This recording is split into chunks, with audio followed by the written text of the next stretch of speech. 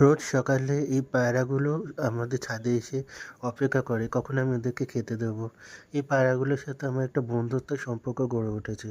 ওরা আমাকে অপেক্ষা করে আমার জন্য যে কখন আমি খেতে দেবো এবং আমিও অপেক্ষা করি ওদের জন্য যে কখন ওরা আসবে, আমি একটু ওদেরকে খেতে দেবো, ওদের খাওয়া দেখবো, ওদের সাথে একটু কথা বলবো।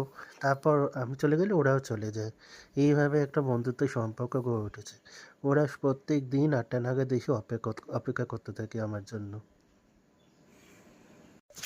গুড মর্নিং ফ্রেন্ডস, একটু শুভ সকালে সবাইকে আমন্ত্রণ নিয়মের ব্লগে।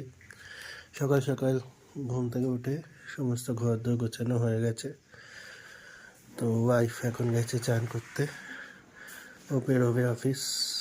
তো অফিস বেরোর পর আমি যাব একটু বিয়ারটা ঠিক করতে, তারপর এসে চান টান করে পুজো দিয়ে নেবো।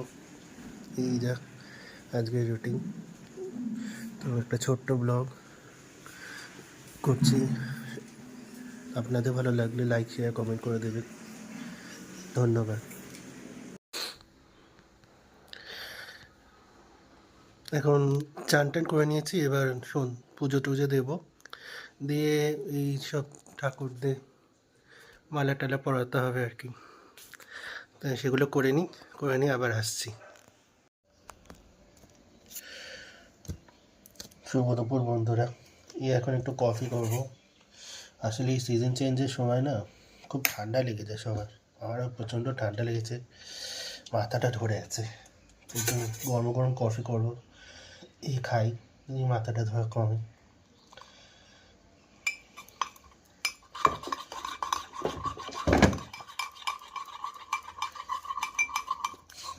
কফি করে আবার আসছি।